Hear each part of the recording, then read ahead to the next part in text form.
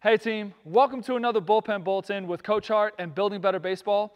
And today's video is all about making your warm-ups more efficient and having more focus in your warm-ups. One struggle I hear a lot from youth coaches is that their warm-ups are not efficient, there's not a lot of focus, there's a lot of bad throws, and it doesn't really prepare their team well for the practice that they're about to have or even the game. So today's video, I'm going to give you 3 tips on how to increase your warm-up focus and efficiency.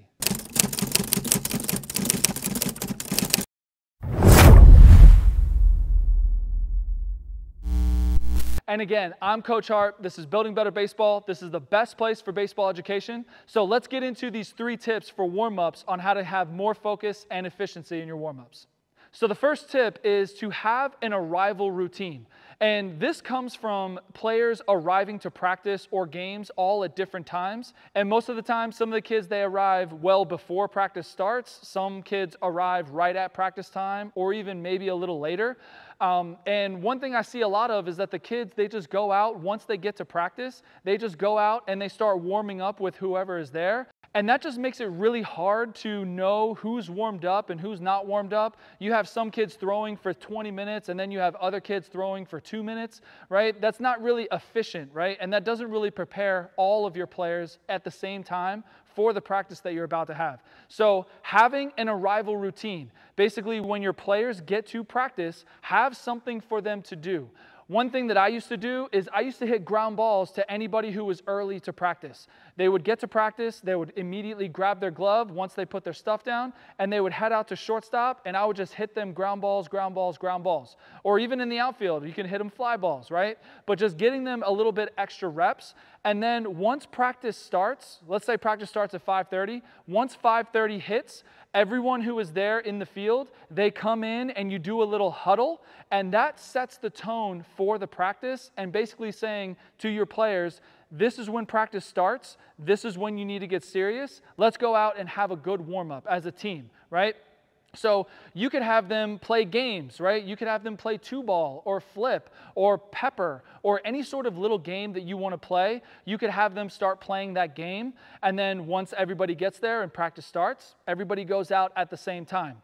You could have them do resistance bands, right? You could have them do a little warm-up that way. Anything that you would like to do for everyone who is arriving early to practice before practice starts is crucial. Because as I said before, when your practice starts, you bring everybody into a huddle, you say a few words, and that's when you set the tone for the practice. And you basically say, all right, boys, this is the practice start time. You have 15 minutes to warm up. Let's make the most of it. Everybody go out and you all warm up. And that way, everybody's warming up at the same time. Everybody has focused and gotten their focus there, and everybody can go out to warm up at the same time and really get that efficiency going in the warm-up. So the second tip I have today is all about positive incentives once they are out in the warm-up, right? So let's say they're going through calisthenics, they're going through their stretching, they're running poles, whatever you do to warm up, to throw. Once they start throwing, be sure to have positive incentives for good throws and for focus, all right? One thing I see a lot of with coaches is that they have a lot of negative consequences for bad throws. Hey, if you make a bad throw, you got to do 5 push-ups. Hey, if you make a bad throw, then your partner has to do 5 push-ups. Hey, if you make a bad throw, then this thing will happen, right? And those negative consequences, I feel and I believe that they create anxious players. And that is not what we want on the baseball field. We do not want anxious players. And when you have negative consequences for bad throws, any sort of negative consequence, that creates anxiety in your players of they really like stiffen up and they're like, oh, I really don't want to make a bad throw. And they're all tense and anxious, right? And when they do make that bad throw, they're like, oh, I made the bad throw. Now I got to do this negative consequence, right? That's not really empowering and helping them understand that bad throws happen, but you would just have to work hard to make those good throws and to keep that focus, right? So I think that positive incentives are really, really important for especially younger kids to really foster that environment of it's okay to make mistakes. It's okay because everybody makes bad throws. We just have to recognize that and recognize what we did and try to make a better throw next time. All right, so positive incentives with good throws and for focus, I think will be really, really powerful for you if you are one of those coaches who do the negative consequences where something bad happens when you make a bad throw. And like I said, that creates anxious players, and that's not what we want out on the field. We want our players to be loose and to have them be okay with making mistakes, because baseball is a game of failure. We all make mistakes. It happens, right? How are we going to respond? How are we going to learn from those mistakes and make a better throw next time? So any ideas you have about creating the positive incentives of making good throws, then I think that will be much, much more powerful and create a much looser group of players and helping them have fun out on the field than if you have the consequences of like this bad thing will happen. So creating those positive incentives are really important, especially for the younger players. And the third tip I have is 2 incentive ideas if you can't think of anything, right? So one incentive idea I have is points. Putting a point value in warm-ups somehow, right?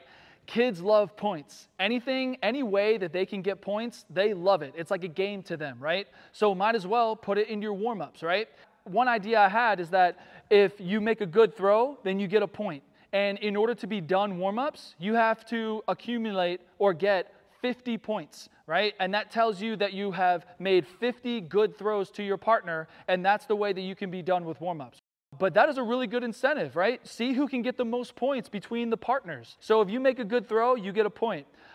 You could also do every 10 points that you get, you take 5 steps back and see how many points you can get, or see how far away you can get. Anything that you can do points, put point values on anything. It creates a more game and playful, fun environment for your warm-ups, and that will also keep your kids focused, because if they're focused on making those good throws, they want to get those points, right?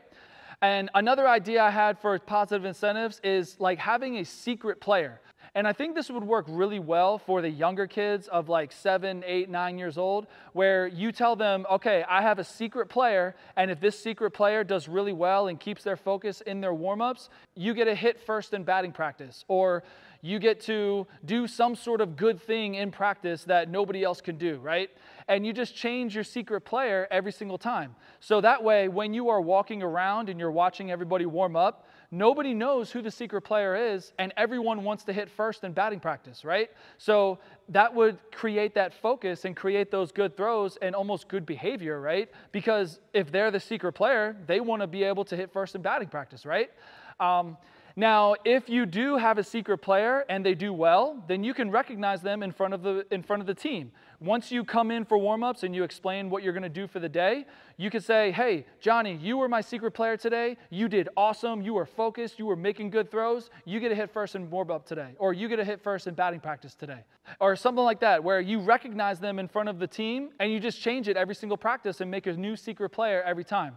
If you do have a secret player and they don't do well, then I would not call them out in front of the team. Like, don't say, hey, Johnny, you were my secret player today and you really didn't do well in warm-up, so you don't get anything, right? That wouldn't be good, right? So I would just pull that player aside and talk to them separately afterwards. But as to the team, you could address it as, hey, I had a secret player today and they just really were not focused in warm-ups. They were just making a lot of bad throws and really weren't focusing on making good throws. We don't have anything that's going to happen with the secret player because they didn't do well today. And just make it like a general statement for the warm-up for the team. And then later on, you could pull the Johnny aside and say, hey, Johnny, you were my secret player today. What was going on? You know, like you weren't really focused. You weren't making good throws, whatever, right? So if your secret player does not do well, don't call him out in front of the team. Pull him off to the side, and you can kind of address it as a general statement to make sure that everybody still knows that there was a secret player. But for the 2 incentive ideas, those are what I have. You could do points with anything. Add a point value and how to get points, and you can get points for anything in warm-ups. And the second one is your secret player. You could have a secret player where you're looking at the whole entire team, nobody knows who it is, and have some sort of reward that they're going to be able to do in that practice that nobody else can do, like hit first in batting practice or any sort of example that you want. So those are the 2 ideas I had.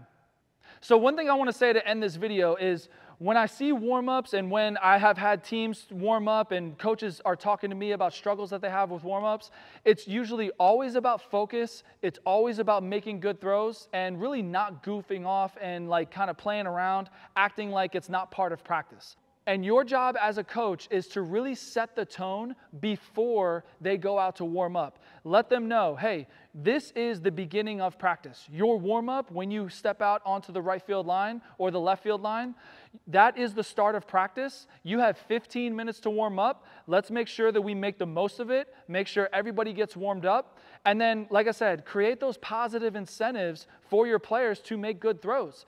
And if something bad happens, like a bad throw, there's no negative consequence because, like I said before, we don't want anxious players. And when you have a negative consequence for making a bad throw, that just creates anxiety in your players and makes them all tense and everything. And we don't want that. We want loose, fun players who are just having fun playing the game, right? So I really hope you enjoyed this video. I really hope you can implement these ideas next practice when you take your kids out to practice. Best of luck in your warm-ups going forward. Hopefully these ideas work for you. Before you go, grab your free guide. I have them all down there in the description. And grab one, grab all. I made them for you for free to help you out in your baseball journey. So remember, I'm Coach Hart. This is Building Better Baseball. This is the best place for baseball education. And I will see you in another video real soon.